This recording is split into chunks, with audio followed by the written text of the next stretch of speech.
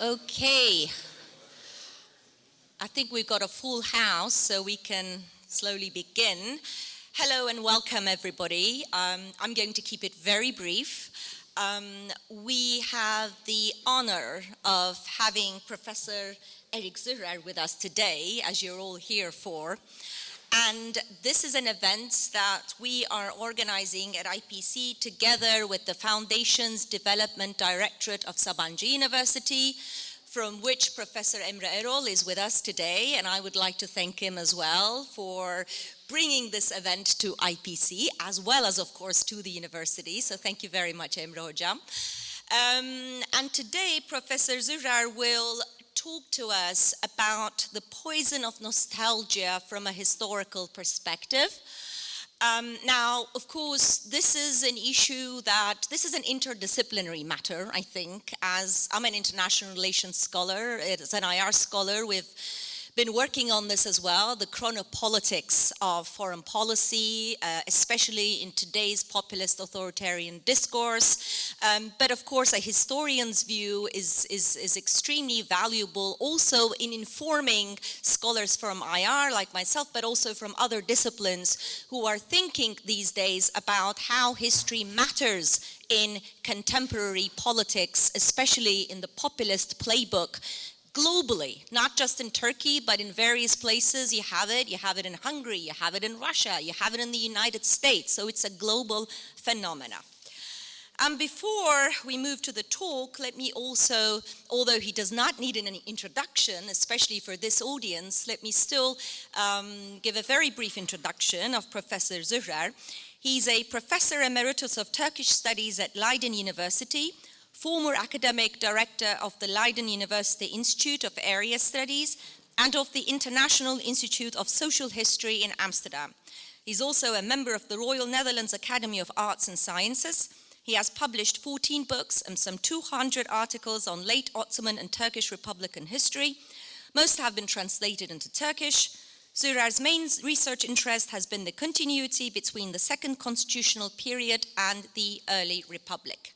And of course, he's a name that we have grown up with at university. When I was an undergraduate, he was among the first that I read. So it was a core curriculum at Boğaziçi University where I was a student. And so it is such an honor and privilege for me today to introduce him on this platform. So, Professor Zürcher, the floor is yours.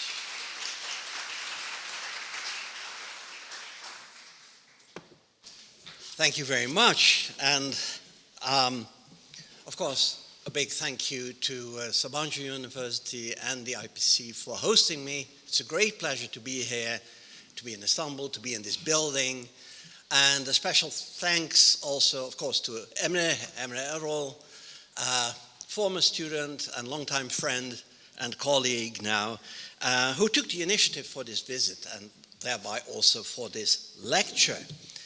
So, you've seen the topic of today. So my lecture tonight will look at the way nostalgia for empire has played a role in the political history of two countries on the outer edges of Europe, Turkey and the United Kingdom, which each have had an intense but problematic relationship with the European Union for a very long time. I will try to argue that the political manipulation and fabrication of nostalgia has had very detrimental effects on this relationship. Before we start, however, I think I have two confessions to make. The first is this. This lecture, in a way, is an exercise in thinking out loud about three entities: the European Union, the United Kingdom, and Turkey.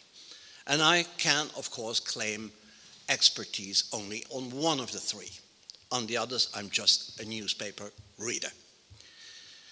The second confession is this. This is, as the title says, a historian's view.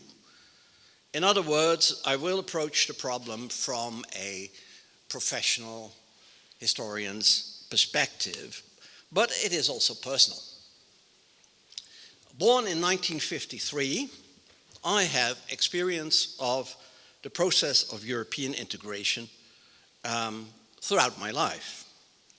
When I went on holidays to the south of France, in the back seat of my parents' car, I was both excited and scared when we had to pass the Belgian and then the French customs with their unfamiliar and threatening uniforms. My father used to carry a set of envelopes in his jacket, each with a different currency, bought weeks in advance at our local bank.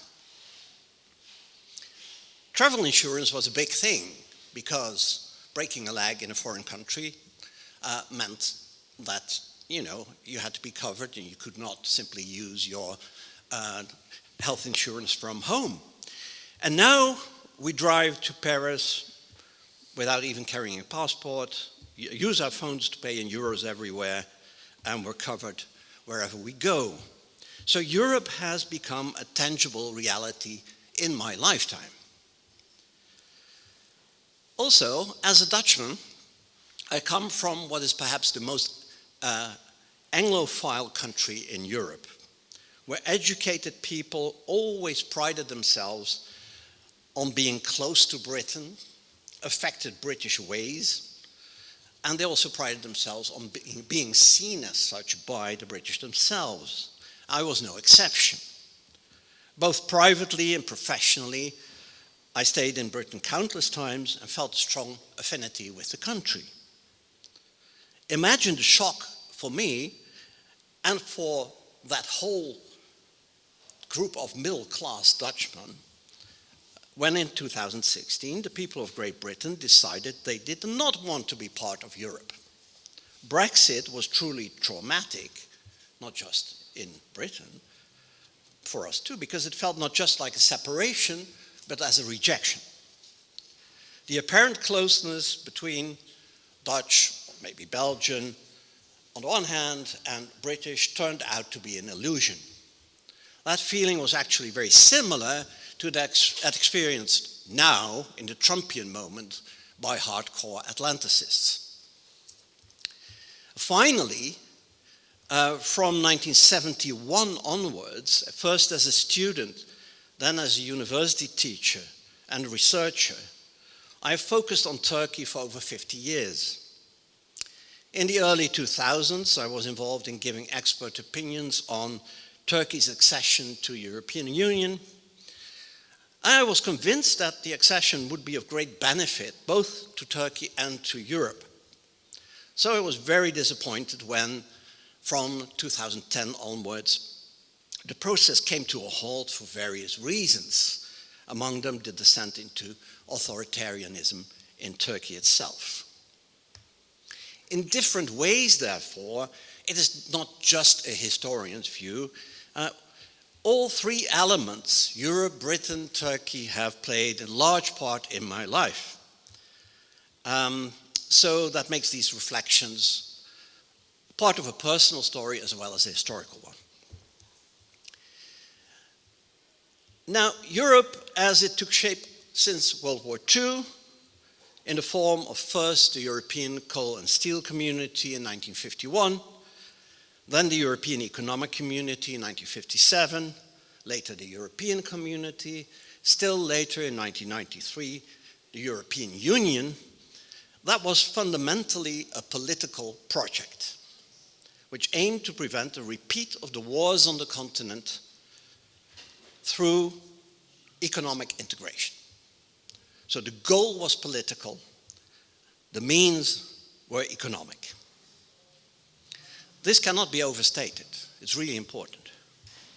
The motivating force behind it for the first two generations of European politicians, the ones that actively took part in World War II and the ones that experienced World War II as children, defeat, occupation, and devastation brought about by the war were the dominant motivation. For some of the founding countries, France, Belgium, Luxembourg, the Netherlands, that defeat came early in 1940. followed by Nazi occupation.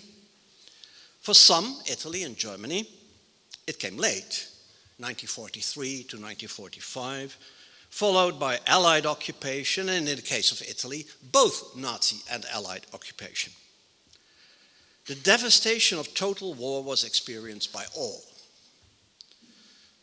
After 1990, when first the communist regimes in Central and Eastern Europe collapsed, and later the Soviet Union itself, the European project took on a new dimension with its eastward enlargement.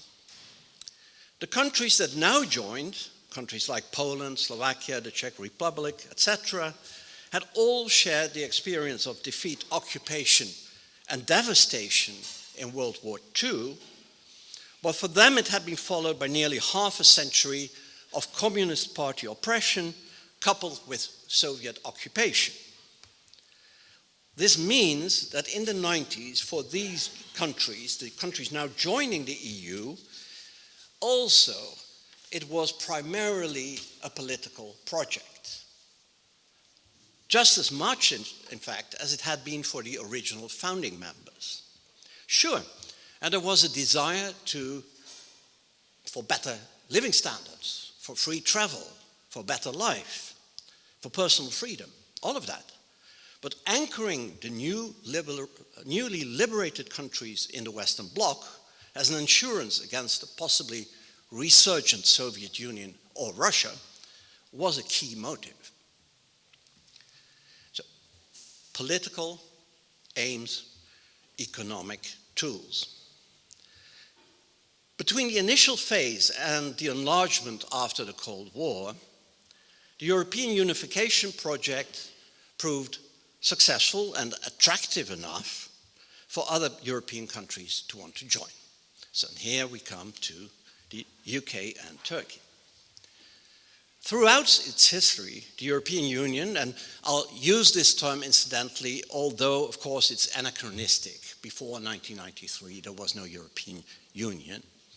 But the European Union always had three close neighbors, which each had a history as an independent imperial power, and which had to position themselves towards the emergence of this gradually unifying Europe.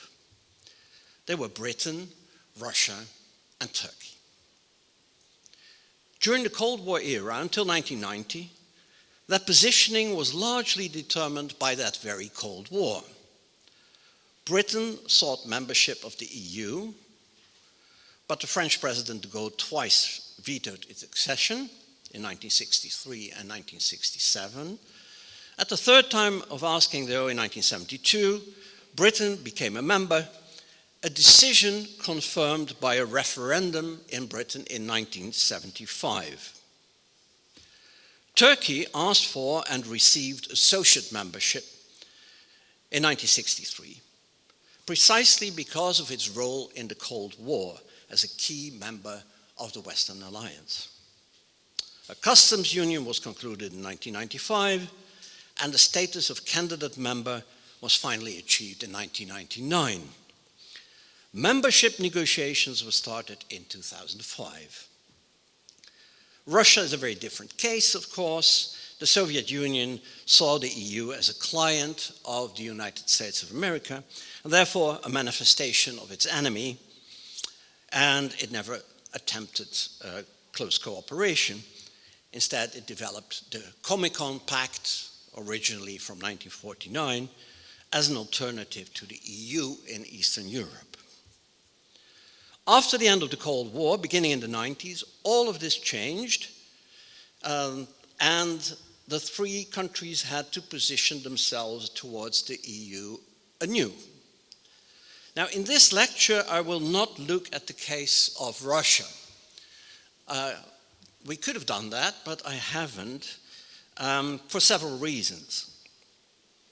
There can be no doubt at all that under Vladimir Putin, both the nostalgia for the pre-1917 Tsarist Empire and for the Soviet Union as a world power have been very actively stimulated by the leadership. and used to mobilize support for an aggressive foreign policy that has culminated in the attack on Ukraine. And in that process, the two have become conflated. The restoration of the geographical scope and superpower status of the Soviet Union, but as a Russian state whose identity is defined on the basis of historical, cultural, and religious elements. So nostalgia of empire has been very much in evidence in Russia in the last 20 years. Yet, a full discussion of the Russian case, I feel, is not all that relevant for a discussion of the question that is sort of in the background of my lecture today, and that is, to what extent has the nostalgia for empire contributed to the estrangement between the European Union, on the one hand, and its most important neighbors on the other. It's not relevant, firstly, because the option of Russia becoming a member of the European Union has never been seriously considered, and secondly, because Russia is not only a nation of empire, to quote Michael Meeker in his famous book on Turkey, in the sense that Turkey is a nation coming from empire, or the UK, where the same could be said, Russia actually still is an empire. Moscow rules over 21 national republics and 3 autonomous regions, all 24 of which are defined as national units with a separate peoples with their own separate languages and cultures. That is an empire. I will therefore limit myself to taking a comparative look at the cases of the United Kingdom on the one hand and Turkey on the other, 2 countries with a legacy of empire. 2 countries also that have shown an interest in joining the EU from quite early on, but also, I think this is quite important by the way, 2 countries that did not share the original impetus, the experience of totalitarianism, occupation, destruction of total war that motivated the founder members of the EU as well as the countries that joined from the former Soviet bloc. For the United Kingdom and Turkey, accession to the EU was always more of a calculated and transactional decision, and in that sense, perhaps, they resemble countries like Denmark and Sweden more than the core countries. So that made the relationship between the European countries and the UK and Turkey more vulnerable to begin with, because they lacked this underlying motivation. Now, for the question of the role of nostalgia for empire, let's first look at the United Kingdom and its dramatic break with the European Union, which we call Brexit. As mentioned, Britain had finally, after a decade of failed attempts, become an EU member, a choice confirmed by a referendum in Britain in 1975. There was, however, always a sizable opposition to membership within the UK. The whole reason Prime Minister Harold Wilson had to organize a referendum in 1975 on the question was that the majority of his own Labour Party opposed membership. So a sort of reversal there in the 1960s and 70s. The left in the UK was against EU membership, where later the right was. So he organized a referendum, much like David Cameron was to do 40 years later. The opposition never went away, and never went away entirely, but by the 2000s it became much more vocal, both within the main parties, Labour and the Conservatives, and also through the emergence of UKIP, the United Kingdom Independence Party, a party formed specifically to get Britain out. as you will remember, a party that ironically was not represented in the Westminster Parliament, but was represented in Brussels, in the European Parliament. In the elections of 2015, the Conservative leader, David Cameron, therefore, promised a referendum on the issue, and the result, of course, was the highly unexpected vote to leave the EU in 2016.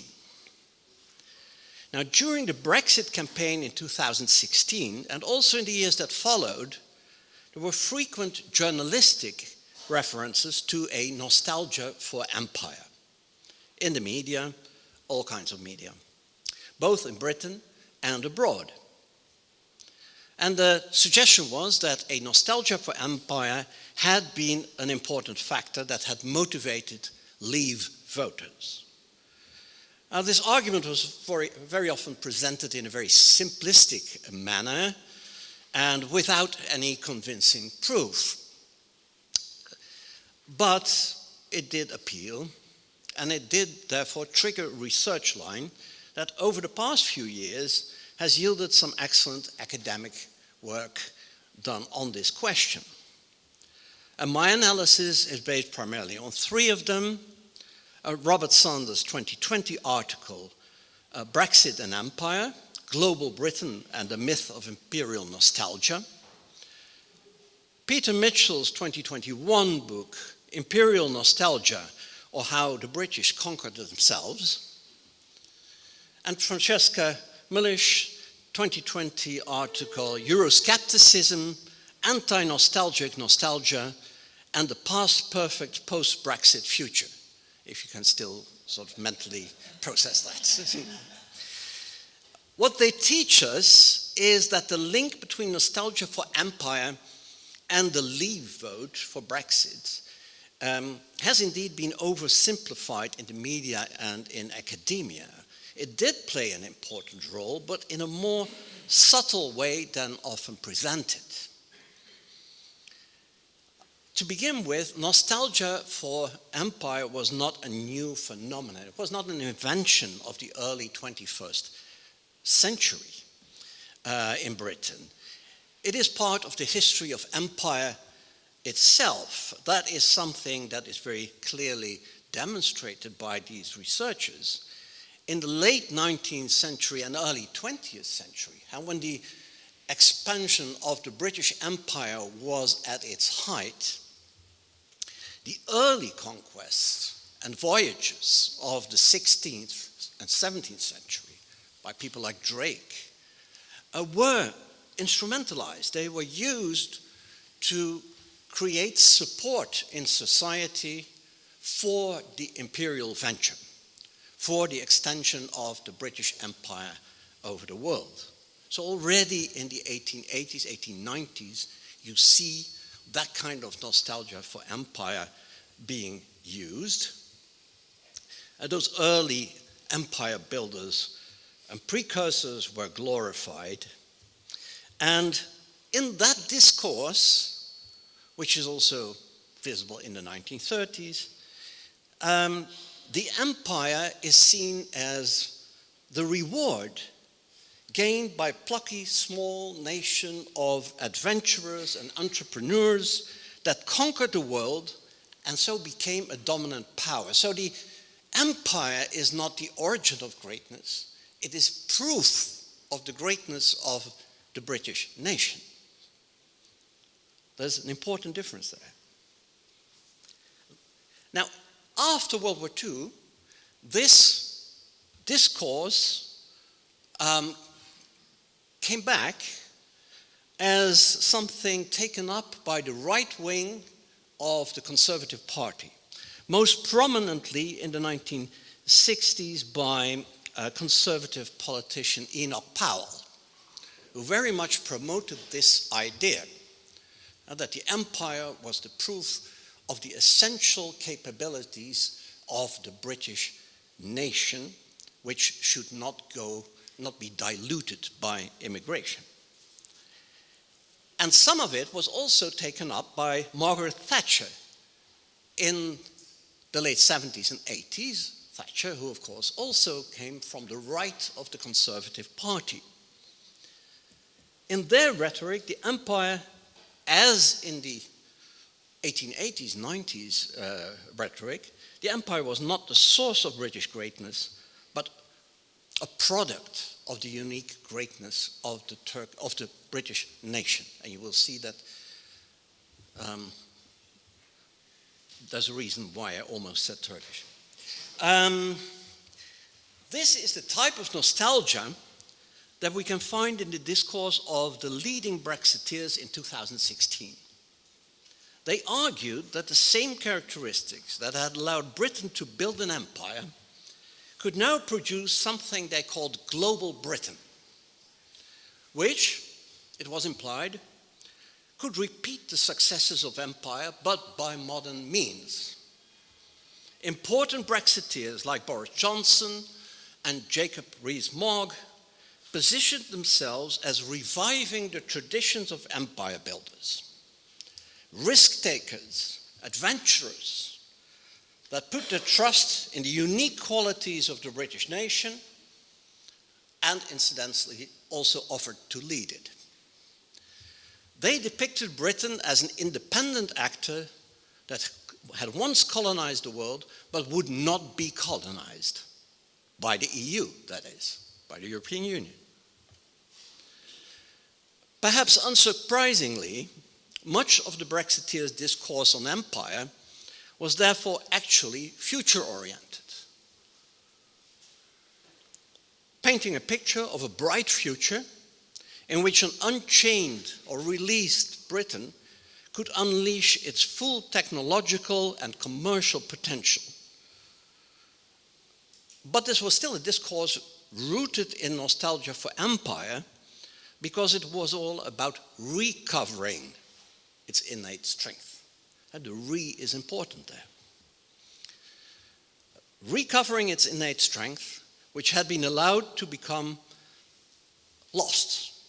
The strength that had once allowed the British to become dominant in the world had been lost and needed to be recaptured. For some of the Brexiteers, the particular form of empire that could be created in the 21st century was not just global Britain in a general sense, it was more precise. It was something that they referred to as the Anglosphere, a community that included Britain, Canada, Australia, New Zealand, and in some cases also the United States, although there are differing opinions on that. An Anglosphere that would be based on unique Anglo-Saxon mentality and culture, and that could offer a more dynamic global alternative to the EU. Here, often the distinction was made between the bureaucratic traditions of the European continent on the one hand, and the entrepreneurial liberal traditions of the Anglosphere. It's important to note, though, that a simpler form of nostalgia for empire was also on display in the same period, and often from the same people who employed rhetoric on different levels in trying to attract voters for the Leave vote. That was a nostalgia that defended the empire in the face, for instance, of the Black Lives Matter protests and a renewed and critical interest in the legacy of slavery and colonialism. This kind of defensive nostalgia, in which the violence and racism of empire were presented as incidents in a larger story of Britain bringing progress through infrastructure, through education, and through the rule of law to the world, that was very visible in the popular press and appealed strongly to an older white constituency in Britain. So the nostalgia campaign worked on two levels at the same time. The Brexit referendum was a political event, but it is striking that at the time of the referendum, that's 2016, there seems to have been an upsurge in popular interest in the empire as well, embodied in the man who was arguably its last great exponent, Winston Churchill. In 2014, Boris Johnson, who would become the frontman of the official Leave campaign, published his biography of Churchill, called The Churchill Factor, a book of which many people at the time said, Boris wrote a book about himself and called it The Churchill Factor. In 2017, a year later, 2 films came out in Britain. One of them, Darkest Hour, and the other, Dunkirk, which both focused on the period in early 1940 when the British Empire held out alone against Hitler, without help from the continent or America, under Churchill's leadership. In 2016, the first season of the series The Crown aired on Netflix, focusing on the last years of empire, 1947-1955, in which inevitably Churchill once more played a large role. Clearly, there was a demand, a created demand, or a genuine demand for this, which seems to suggest that Brexit could also be seen as the product of a deeper trend in British society in the years 2010-2015, something that went beyond politics.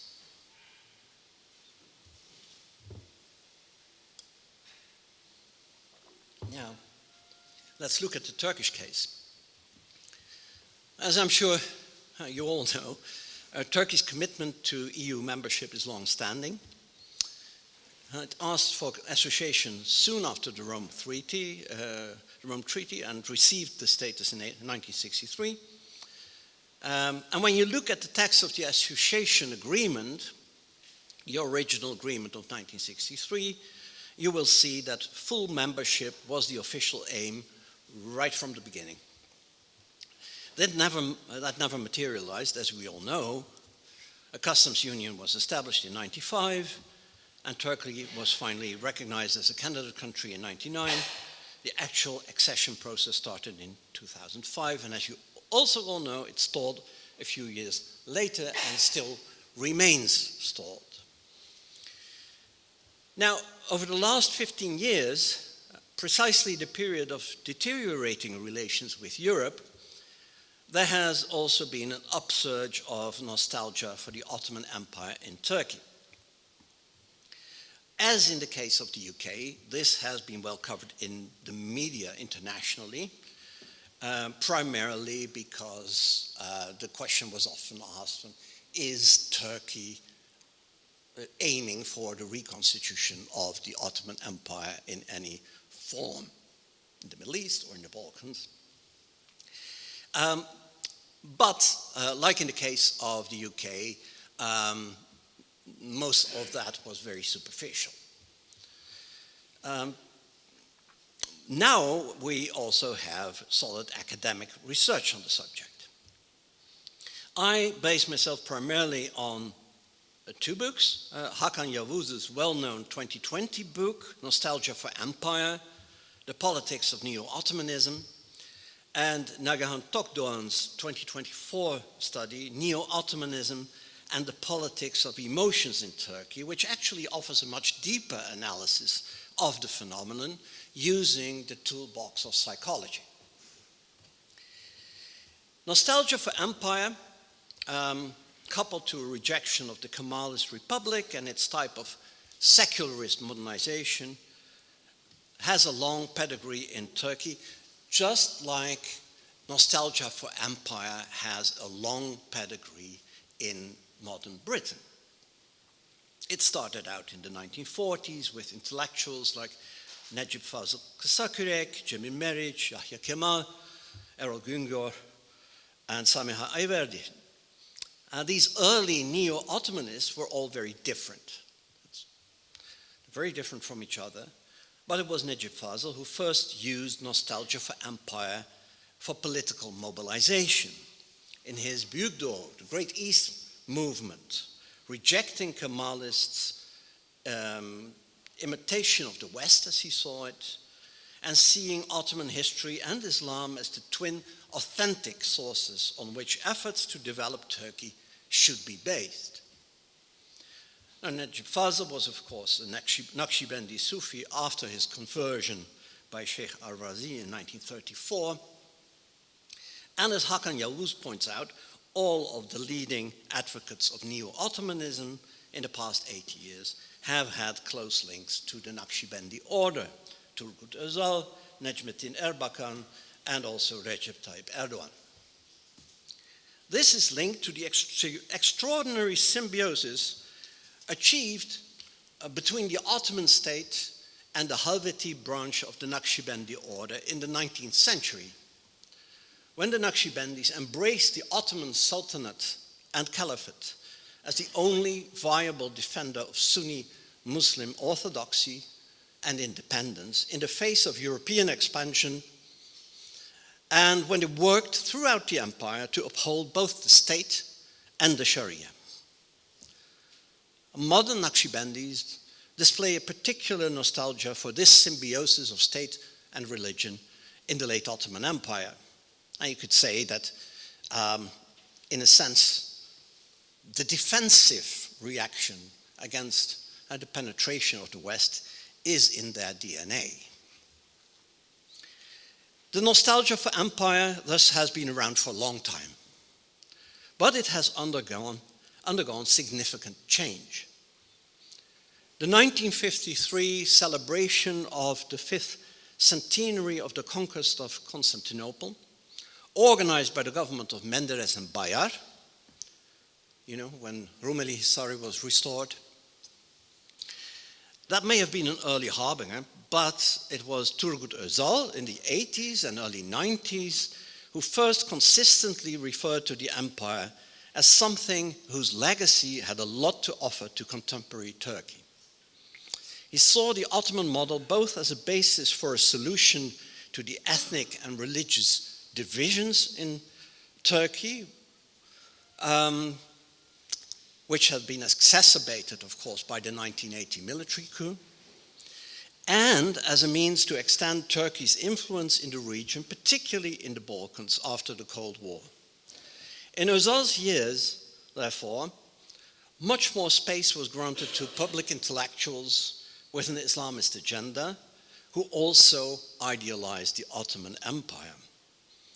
People like Ali Bulac and İsmet Özel and Abdurrahman Dilipak, who held up the Ottoman Empire as an example, as an alternative. The journal Türkiye Günlüğü became the mouthpiece of this current and influential factor in the public debate. Where Özal combined his neo-Ottomanism with a strong admiration for the West, particularly, of course, the United States, that was very different for Necmettin Erbakan, the political leader of Turkey's Islamist political movement between 1970 and 2000. His Ottomanism had a much more strident anti-Western tone, similar to Necip Fazıl's. And for him and his following, their views were corroborated by the treatment of Muslims in the Balkans, in former Yugoslavia, during the Bosnian and Kosovo civil wars, which aroused great indignation in Turkey, where, after all, a significant part of the population has roots in the Balkans. Politically, Erbakan's Ottomanism served two purposes. Glorification of the Ottoman Empire resonated strongly with the mostly conservative migrants from Anatolia that by the 90s made up the majority of Turkey's big cities, and people who felt looked down upon by the secularist middle class and discriminated by the state. It was therefore a highly effective means for mobilization. Mobilization of Erbakan's core constituency. That was shown by the enthusiasm in these circles for celebrations with reenactments and public prayers in stadiums of the conquest of 1453 that took place after Erbakan's and young Erdogan's victory in the local elections of 1994 when they took over Istanbul. In subsequent years, those public celebrations were came very much to the fore, and they enthused the core constituency of what was then the Refah Partisi. The second purpose, aside from mobilization, as again Yavuz points out, that references to the Ottoman past could serve as a coded message, as a dog whistle. In a political environment in which calling for a greater role for Islam was still impossible. So referencing the Ottoman Empire served as a substitute. Many of Erbakan's statements of the 80s and 90s on the glories of the Ottoman past and his positive comments on the way justice and harmony reigned under the Ottomans can be read in that way. The nostalgia for empire of Erdogan essentially builds on that of Karaköy and Erbakan, but with a twist. In the early years after the AKP takeover, so say 2002 to 2007, the nostalgia for empire was not so much in evidence. And the current president started to emphasize neo-Ottomanism more and more when after 2012, the boom years of the Turkish economy were over and relations with Europe soured and the internal opposition became more vocal. It was also linked to the increasing personality cult around the leader, the ace. The nostalgia of the earlier generations had always involved the creation of heroic figures to replace Mustafa Kemal Atatürk as an iconic figure, and notably Fatih Sultan Mehmet and Sultan Abdülhamid II. But now a direct link was made between them and Erdogan himself, who was portrayed as their direct successor, and that had never happened under Özal or Erbakan. Nostalgia for empire spread much more widely in these years, when in the 90s the celebrations around Fatih and his conquest of Constantinople and demonstrations for the resurrection of Hagia Sophia, that's to say turning it into a mosque again, had mobilized the Refah constituency.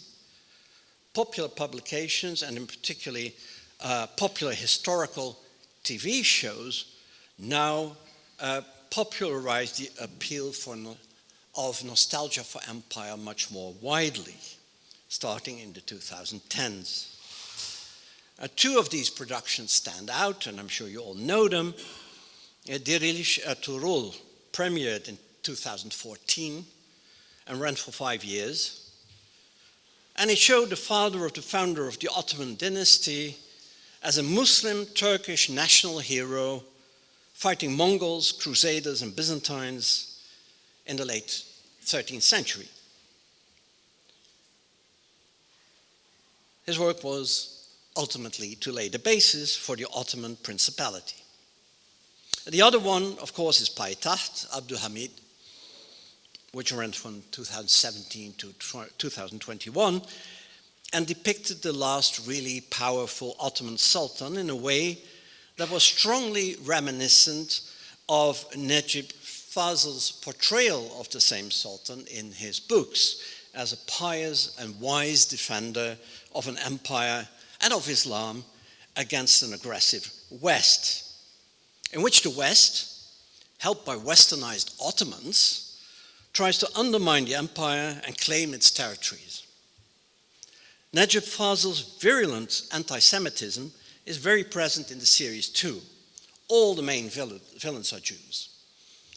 Theodor Herzl, Alexander Helphand, Pavlus, Edmond Rothschild, Salman Levantin, they're all Jews, working for sinister European parties, notably the British. The Young Turks are long seen by Islamists as the precursors of the Kemalist Republic, are set down as traitors and are plotting against the Sultan as a crime against the nation. The Sultan himself is clearly Erdogan in disguise, in a manner that is very reminiscent of Johnson's Churchill.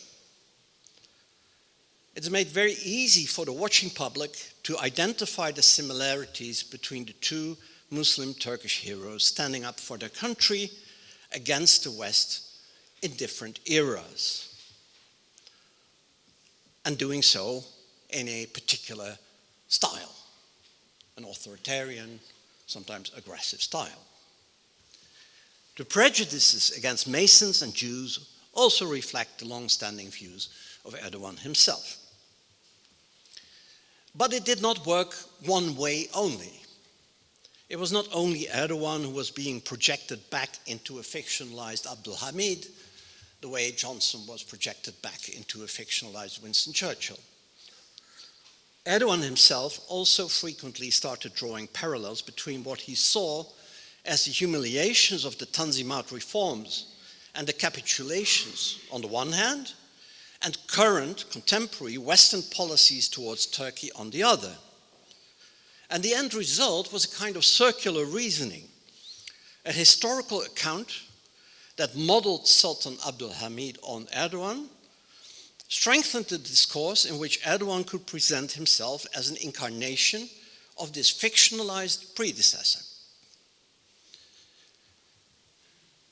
For the neo-Ottomanists led by Erdogan, Istanbul, Turkey's biggest city, but also the old imperial capital, of course, and the scene of Erbakan and Erdogan's early triumphs, became the prime object of the public expression of nostalgia for empire in the form of building projects in Ottomanesque style, the huge Çamlıca Mosque, the new mosque in Taksim, the interior of the AKM, and finally in 2020, by the realization of Necip Fazıl's old and most consistent demand, the reconversion of Hagia Sophia into a mosque by presidential decree. Nostalgia for empire also fed into Turkey's foreign policy. The international relations doctrine formulated by Ahmet Davutoğlu in his 2001 book, Stratejik Derinlik, which became the doctrine of Turkish policy from 2009 onwards, argued that Turkey needed a more active and independent foreign policy based in part on a shared Ottoman legacy of the countries in the region. And that way, he argued, in a manner that's very reminiscent of the discourse of the Brexiteers a few years later, Turkey's unrealized potential could be unleashed. A similar kind of reasoning. Now, what can we learn, having so briefly summarized the history of nostalgia for empire in these two countries? What can we say about possible similarities? There are, I think, several. We have seen that in both cases, the nostalgia is not recent, but in fact, quite an old movement that has been around for most of the 20th century, which has been reinterpreted by later generations of politicians in a way that has evolved over time. In the discourse of the politicians, the empire is glorified, both the British Empire and the Ottoman Empire, but it's also reinterpreted as a product of the exceptional character of the nation. So the nation of Ertuğrul creates the empire. It's the nation of Drake that creates the British Empire. The empires are proof of greatness of a nation. And this is the fundamental sort of, and very problematic reasoning. There is a nostalgia for empire, but it is a nationalist nostalgia for empire. And that is, of course, a huge historical fallacy, because empires are anything but national.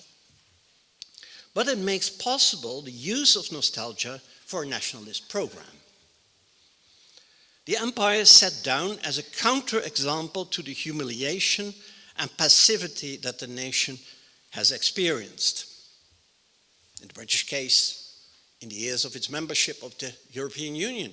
In the Turkish case, in the years it was dominated by the Kemalists. The interests of the nation have been subjugated to those of foreigners. But the empire shows that this does not have to be the case, and indeed has not always been the case. On the face of it, the references to the empires are about the past. But in reality, they revolve around the idea that the empires are examples of how the nation can recover its strength and glory now and in the future. Essentially, the nostalgia for empire is about discovering a recipe for future greatness. In each case, the population's attention is captured not only through political slogans and activities, but certainly also through the employment of popular culture, written on the screen, large and small, and of course increasingly on the internet.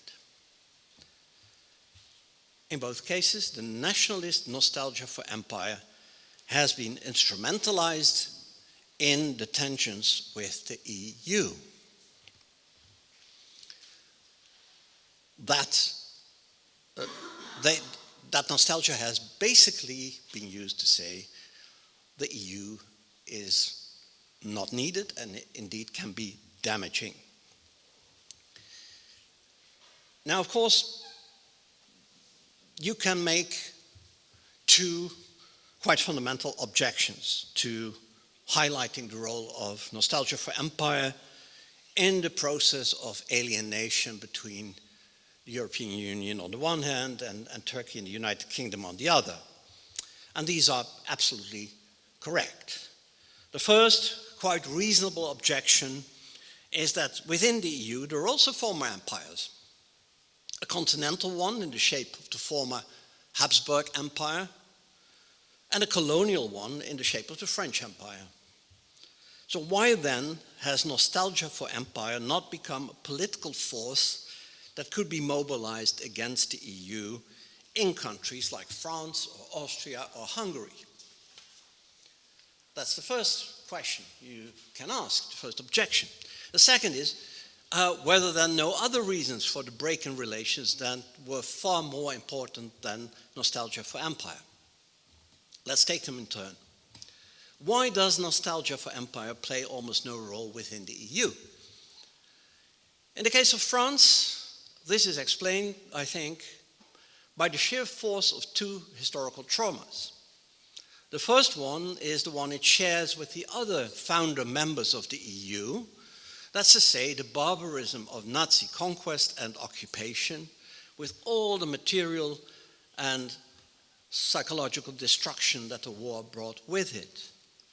The massacre at Oradour-sur-Glane is a sample of the first, and the obliteration of cities like Le Havre and Cherbourg through Allied bombing is an example of the material devastation.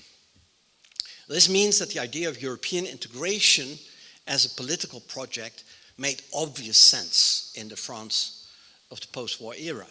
The other trauma is specific to France.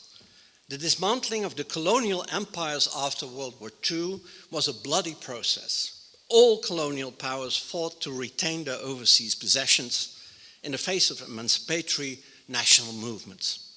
The British in Kenya and Malaysia, the Dutch in Indonesia, the French in Indochina, the Portuguese in Angola, and the Belgians in the Congo. But the French had Algeria too, and Algeria was a special case. It was not a colony, it was a province of France, intimately linked to metropolitan France, with a white settler population of more than 1 million. The Algerian War, the decolonization war in Algeria, lasted for 8 years, costed up to 1.5 million lives, and led to the migration of 900,000 white settlers for France. So there's an enormous trauma there too, which affects the way empire is judged. White nostalgia for Algeria was and is strong among the refugees and their families themselves. And it was a factor in the growth of the far-right movement in France from the 60s onwards. But it was never a force in France as a whole. The Evian Accords, concluded by de Gaulle, that recognized Algerian independence, were supported by over 90% of the French population in a referendum, an official referendum. For the French, the memory of an exceedingly brutal and bloody and lost war on its doorstep has completely overshadowed the memory of empire. While the nostalgia, for the former dominant nations of the Habsburg Empire, that's to say Austria and Hungary, the situation is different. Immediately after the dissolution of the empire in 1918, the citizens of Austria opted not for the restoration of empire, but to become members of the German Republic. They wanted inclusion into Germany, something which was blocked by the victorious Entente powers. The unification with Germany was achieved 20 years later, of course, by the Nazi regime, and contrary to the impression you may have gained from The Sound of Music, it was widely supported in Austria. It was very popular. The resulting ambiguous position as victim and helper of Nazism led first to Austria's occupation for 10 years after the war, and then to its neutral status. It only became a member of the European Union in 1995 as part of the enlargement to the east. In this precarious situation, nostalgia for empire did emerge, but as a popular form of escapism rather than as something that might relate to the contemporary condition of the country or its future. Its most prominent exponent, which you all know, undoubtedly is the trilogy of Sissi films, 1955-57, starring Romy Schneider. But there are other elements as well. The yearly New Year's concert in Vienna, popular on television. It's actually a Nazi invention during World War II. But since 1958, it always ends with Strauss's An der schöne blaue Donau and the Radetzky March, pieces with a strong nostalgic reference to the Habsburg Empire. But like Sissi, it is a romantic escapism rather than an instrument for political mobilization. In this sense, nostalgia for empire in Austria is a non-issue. The same is true for Hungary. After the end of the Cold War, and particularly under Viktor Orban's first premiership in 1998, there was a revival of irredentist nationalism focused on the large Hungarian communities that have been cut off from Hungary under the Treaty of Trianon in 1920, and are now living in neighboring countries like Serbia, Romania, Slovakia, Ukraine. But this was an ethnic nationalist movement, and still is, without reference to the multinational Habsburg past. Much more akin to the ideological orientation of Admiral Horthy, who ruled Hungary between 1919 and 1944, and who is now a national hero again under Orban's government. So the nostalgia was one for a Hungarian nation and never for the empire. For different reasons, therefore, we can say that unlike in the case of Turkey and the United Kingdom, nostalgia for empire is not a source of political mobilization within the EU. In the countries of Western Europe, nostalgia for the colonial empires is a niche interest of white people with roots in the colonies, while in Central Europe, the Habsburg past is either a commodified form of romantic escapism or irrelevant, as diametrically opposed to the irredentist ethnic nationalism in Hungary. Reactionary movements trying to restore the German Empire, such as the Reichsbürger, are tiny fractions on the political fringe.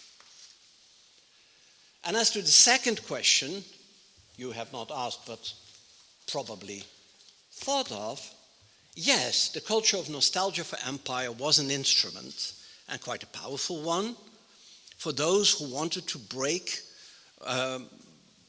with the EU, rather than a root cause of the breakdown. Both in the halting of Turkey's accession process and in Brexit, there were a number of other and perhaps more important factors at work as well.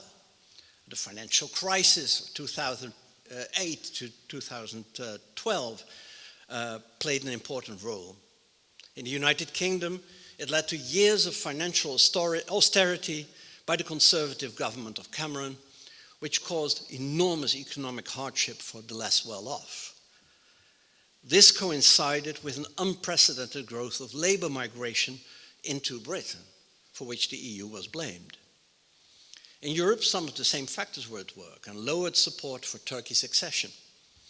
While in Turkey, which largely escaped the crisis of 2008, because it had transformed its financial system after the deep crisis of 1999-2000, the appetite for joining also diminished, or at least was lowered. The crisis also strengthened the xenophobic and particularly Islamophobic populist right in Europe, which made center-right parties adopt many of the positions of the far right.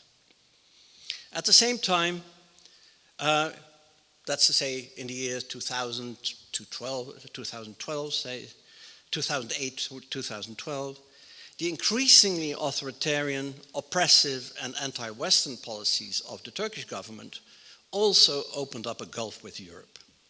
So, to repeat, both Brexit and the Turkish-European separation had a number of underlying causes unrelated to nostalgia for empire. But still, that nostalgia played a crucial role. Let me try to summarize why I think that is. There's nothing wrong with nostalgia. Nostalgia is characteristic of the human mind. It binds us to our past, and it gives us a sense of belonging. It can even be a very pleasant experience, and it has produced great works of art.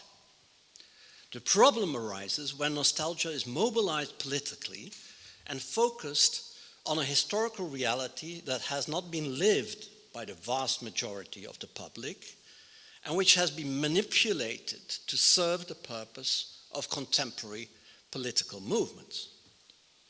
The British Empire of the century between 1850 and 1950 was not a benign cultural family of nations created by quintessentially British pioneers and united by free trade and the rule of law. It was a huge achievement, but like the other colonial empires, one built on violence, exploitation, and racism. The Ottoman Empire, a completely different animal, was a complex, multi-ethnic, multi-religious political structure that had evolved over centuries, not a state built on Turkish and Islamic nationalism. Before 1912, Turks were no more a majority in the Ottoman Empire than Englishmen in the British. We know next to nothing about the historical Ertugrul, but Sultan Abdul Hamid has been extensively studied, and he bears no resemblance to the thinly disguised Erdogan that is the Sultan in the series Payitaht, and he never slapped anyone. The reason this kind of nostalgia, built on historical fallacies and engineered for contemporary political purpose, is a poison is that it suggests to the people exposed to it that there are seductive alternative realities to the one that are actually relevant and that can form the basis for rational policies. These relevant and rational policies in the case of Great Britain and Turkey would have meant closer integration with Europe in the shape of the European Union, economically and politically. The mechanism for nostalgia politics in both cases is that it manipulated and sanitized, partly also invented, versions of the imperial past and then sold these as a pattern for a glorious future. And that glorious future is a national one, not one of European integration. The process of indoctrination is circular. Boris Johnson writes a biography of Winston Churchill in which the hero is modeled on himself, and then he campaigns on the basis that he is going to be the new Churchill, saving the nation in its hour of difficulty. Tayyip Erdogan does the same, publicly supporting the depiction of Sultan Abdulhamid, modeled on himself, and then claiming to be the true successor to that model. The current international crisis exposes the very real damage that has been caused when the path of further European integration was abandoned. For Britain and Turkey, integration would have meant higher economic growth, more political influence, and better environmental and democratic safeguards, while for the EU, it would have produced a much stronger position on the world stage in terms of demographics, economy, and security. The popularization of imperial nostalgia deprives people of the opportunity to weigh realistic alternatives in the here and now by indoctrinating them with an imperialist utopia for the nation. That is its poisonous quality. One final note. The lecture has been about nostalgia for empire. It will not have escaped you. But we should not forget that nostalgia for empire is not the only form of nostalgia that has been manipulated and exploited politically over the last 2 decades. All over Europe, right-wing populists have gained support in most countries, now amounting to roughly 25% of the electorate, by exploiting and creating a nostalgia for a Europe of nation states as it was in the 1950s, or supposed to have been in the 1950s. An almost wholly white Christian utopia with safety, social cohesion, low immigration, solid blue-collar jobs, and a clear and uncomplicated division of gender roles. A nation led by white men. They have attracted voters with a vision for the future based on nostalgia for a past that never was. A vision that is unrealistic and, above all, irrelevant to the future of Europe. So that is a very different phenomenon, but like the nostalgia for empire, it is proving to be a dangerous poison for our societies as well. Thank you.